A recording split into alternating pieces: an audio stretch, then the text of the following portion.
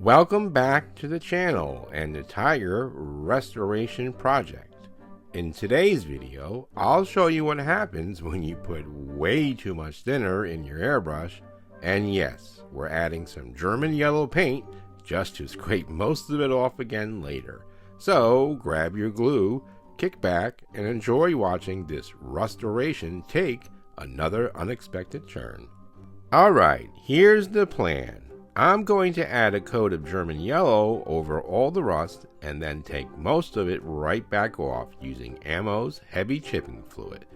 Now, I could just dauber it on like regular chipping, but don't worry, that's coming later. But this way, I've got a bit more control over what gets removed. Let's see how this experiment turns out. As you can see, we reached my latest blunder. I added way too much thinner to the mix. I wasn't sure if it needed it, but the fluid's a bit thick and I didn't want it to risk clogging the tip of the airbrush. Luckily, I was able to blow most of it away and it still settled and dried like it should. Good thing this stuff is more forgiving than I am with myself. Alright, I don't usually include this kind of footage since, let's be honest, it's not the most exciting thing to watch. So let's make it fun with a little ramble. Let's talk about the good old hairspray technique, which is basically what this chipping fluid is anyway. I think Aquanet fragrance-free is still the best option out there, but hey, let me know what you use down below.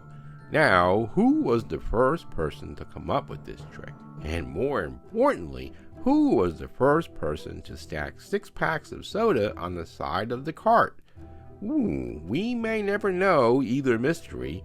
Are these fluids really more refined, or are we just paying extra for a small bottle of hairspray?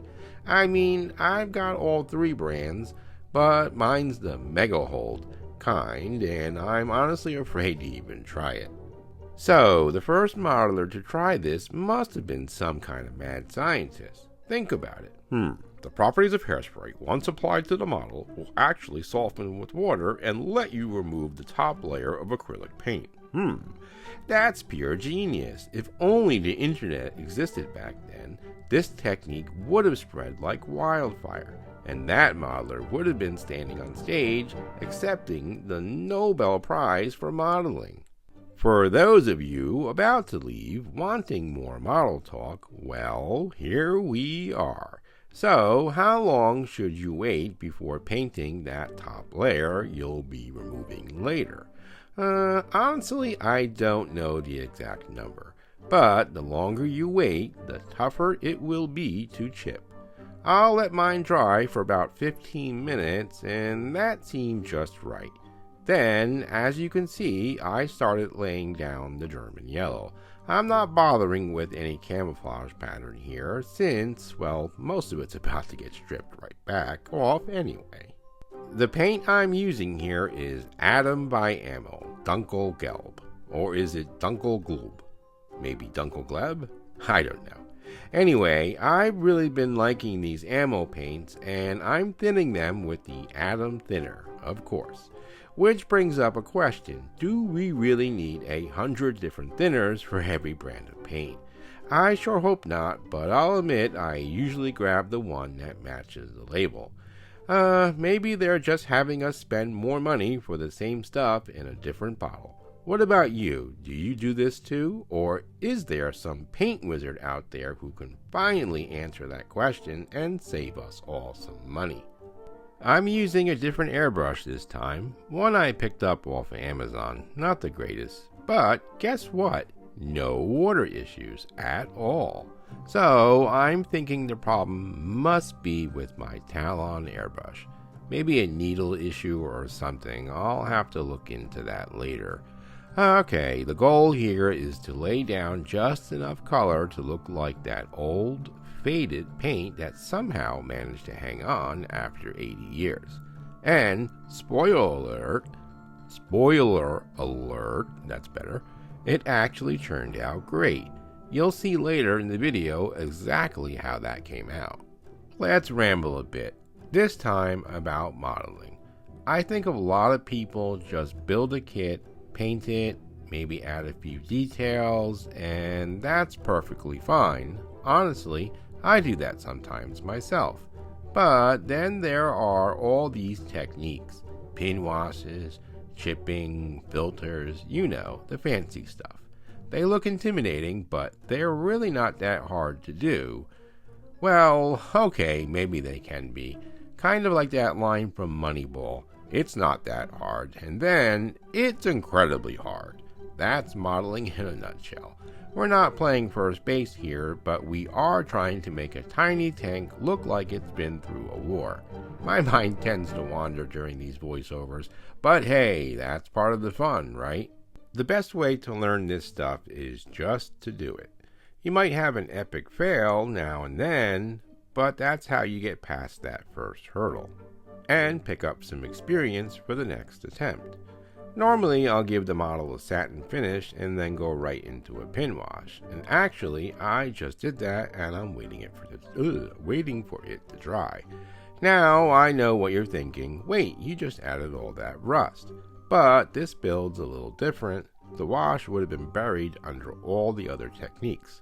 So, on a regular build, yeah, satin coat, pin wash, and then move on. But this one's taking its own path. So, what's next? After the pin wash, I'd usually start adding some chipping.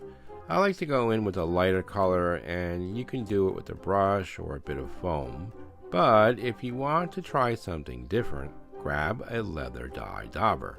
Yep, one of those little round things. Instead of me going on about it here, check out the link below to see above why it's such a great tool. I'd also suggest watching a few videos on chipping or any other weathering techniques before diving in yourself. It really helps to see them in action. After the chipping, I'll move on to oils, but here's where it gets tricky to explain. Every build has its own flow, its own little personality. Like I always say, watch, learn, and then give it a go. Alright, back to the model. We are about to see the next technique that really adds some shazam to the build. It's been about 15 minutes since I applied the chipping fluid and paint, so now it's time to start removing it. I'm not a huge fan of this method for small, fine chipping, but for that 80 years later weathered effect, it's perfect. And of course, I had to try the trusty dauber for this. Because why not? That thing's got so many uses. Dare I say 101 of them? Okay, maybe not that many, but you get the idea. It's an awesome little tool. Do I talk too much about this tool? Yeah, maybe I do. But come on, it's got so many uses. You look at that giant puffball and think it's gonna feel like using a tennis ball. But those fine little hairs actually make the tiniest, most realistic chips. And when you use it to remove paint, it works like a charm. I'm really glad that video popped up from YouTube's algorithm, because now I mention this thing in almost every build. Gotta spread the word about this mighty dauber. Looking behind me at the current stage of the paint, I think it needs some fading, so I might try a filter for that. It might make it into this video, or maybe I'll save it for Wednesday, when I finish this project, hopefully. There's just so much to do and never enough time. For now, I'll carry on and get most of this German yellow removed. And of course, it's Saturday, so the neighbors are out with their leaf blowers. Come on, I'm trying to make a video here. I've been eyeing a sound booth just to block out that noise, and maybe the hawks while I'm at it. I've been thinking about how I want to display this diorama. I mentioned before doing a shadow box, basically a box with an open front where you can use lighting to create all kinds of effects. In my case, I'm planning to have some overhead lighting and maybe a few welders in the scene to bring it to life. I'm thinking of using a picture frame and building a box behind it for the setup. I'll definitely film that whole process once my son stops making some noise and gather all the supplies. Might have to hit the lottery first though, since this channel is still in its infancy stage. Oh boy. You know, that's the thing about this hobby. We modelers are like kings and queens of making it work. If it costs too much, we find a cheaper way. If a part's missing, we scratch build it. If a tool doesn't exist, we invent it. We probably could survive on a deserted island with nothing but a hobby knife and a bottle of glue. So yeah, maybe I won't win the lottery, but I will still get this shadowbox done one way or another. Still working with the dauber and figuring out just how much paint I want to take off here. And now I'm kind of wishing I'd sprayed some camouflage too. Maybe I can still sneak some of those colors in later. Like I said before, this one's sort of a test model, so nothing is set in stone once it's in the diorama. Yeah, the nice part is I can always build another one and swap them out later if I get a better idea or do it better. Going back and forth with the dauber and brush, I'm starting to get it to where I want it to be. It's one of those moments where you can see the idea in your head finally showing up on the model, and that's always a good feeling. These green brushes are from Dollar Tree, and honestly, they're surprisingly useful for a bunch of things. I use them for stuff like this, and they're also great for applying armor texture, even though I didn't use that technique on this particular model. They're stiff bristled and just $1.25. Well, maybe they're $1.50 by now. So, perfect for detailed work. The best part, they're essentially throwaway brushes, so you don't have to worry about ruining your nicer, more expensive brushes while experimenting. The dauber and those brushes are making quick work of removing the paint. I'm tackling the road wheels now, and honestly, with the way I installed them, I was pretty much unable to get much detail. The random thoughts popping into my head during this are hopefully comical. There's a ton of footage of this process, and I ended up cutting about 3 minutes, so let's fill the rest with a good ramble, or maybe I'll just cut some more. You know, while I'm working on these road wheels, I was thinking about how modeling has changed so much over the years, like I'd mentioned before. Back in the day, we didn't have all these fancy tools, paints, or weathering products. You had a tube of glue that could probably knock you out cold, some testers enamel paints that never dried, and maybe a brush that looked like it had been through a tank battle itself, but somehow we still made it work and we loved it. Now you've got all these amazing tools, airbrushes, pigments, 3D printers, and weathering fluids that do half the work for you. It's great, but sometimes I wonder if we overthink it. Modeling is supposed to be fun, not stressful. You don't need every product on the shelf to make something look great. Sometimes it's just about taking your time and enjoying the process. So yeah, while I'm chipping away at the paint, just remember, there's no right or wrong way to build a model. It's your bench, your rules. Whether you're going old school with a tube of glue that might knock you out, or using the latest modeling gadget, the best part is just being at the bench, building something with your own hands. That's the beauty of this hobby. You can go full pro with all the name brand products, or you can raid the Hawk's bathroom cabinet and hit the dollar store for supplies. The results can still look fantastic if you've got patience and a steady hand. I mean, sure, these newer products make things easier and more consistent, but back in the day, we made magic happen with what we had. Half the fun was figuring out how to make something work. Modeling doesn't have to drain your wallet. It's more about creativity than cost. Whether you're using a $30 brush or a $1 one, it's what you do with it that counts. Alright, cue the synth music and fire up the flux capacitor, because we're going back to the 1980s. Picture it, I got my jean jacket on, did have one, maybe a little too much hair gel, and I'm getting ready to head to the theater to see Back to the Future for the first time. But before Marty McFly hits 88 miles per hour, I've got a model on the bench calling my name. This time I'm going back in time for real, building and painting a model just like I would have back then. No ammo paints, no fancy pigments, no 3D printed gizmos, ooh, and some rubber tracks. Just the good old Tamiya paints and a couple of crusty brushes and maybe a rattle can or two that smells like half my childhood. But back then I did not have an airbrush, so the Tamiya paints are out. The kit, it's already built, the M48 patent. Perfect for a little retro modeling trip. So buckle up, grab your Walkman, and join me as I head back to a simpler time when glue strings were normal, decal silvered like disco balls, and every build smelled faintly of tester cement. Great Scott, this is gonna be fun, you slacker. Most of my modeling ideas come from random thoughts while I do my voiceovers. Kind of like creative sparks mixed in with paint fumes. We're just about done with the paint removal, and honestly, it's looking great so far. Off camera, I'll go in and paint the wells a silver tone and give them that fresh metal feel, and then I'll tone it all down later with other effects. But for now, let's move on to the next step, because this tiger isn't finished roaring yet. Looks like the filter made the cut for this video after all. I'm using Ammo Brown for dark yellow, which should darken the German yellow a bit and also tone down some of that rust. Filters are great for that.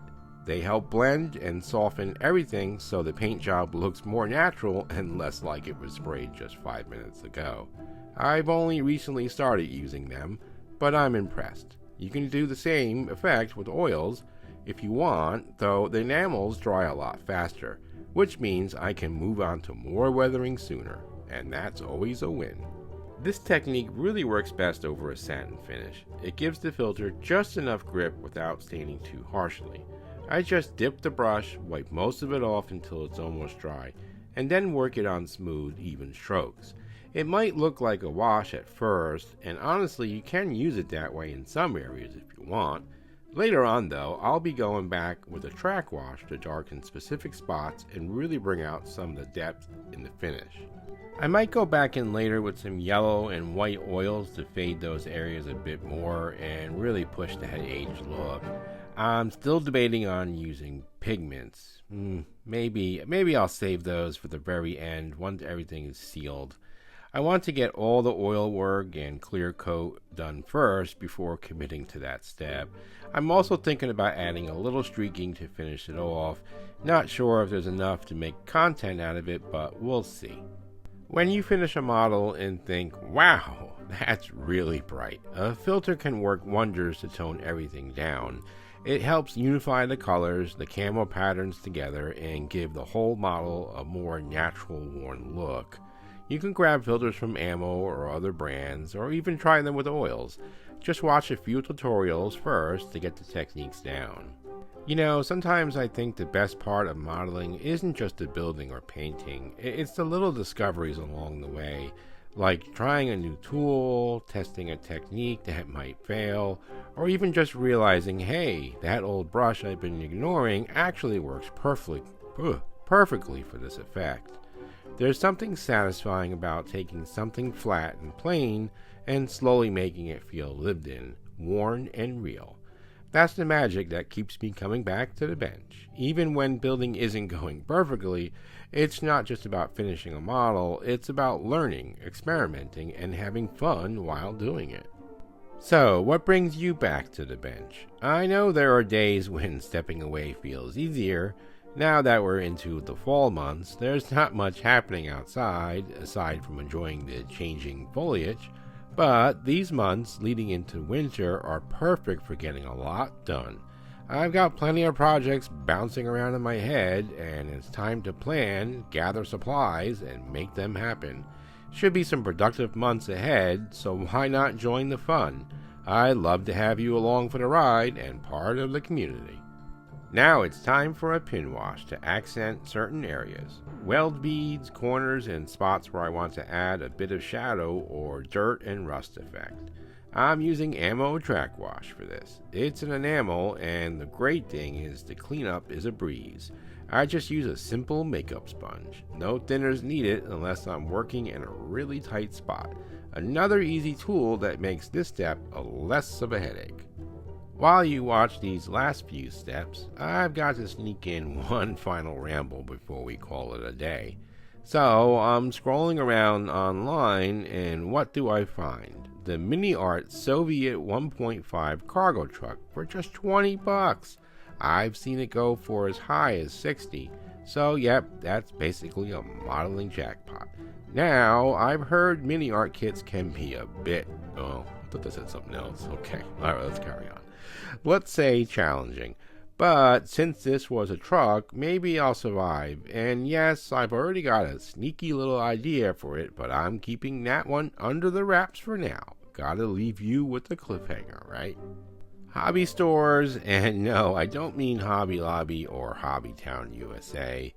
Those big box places don't count.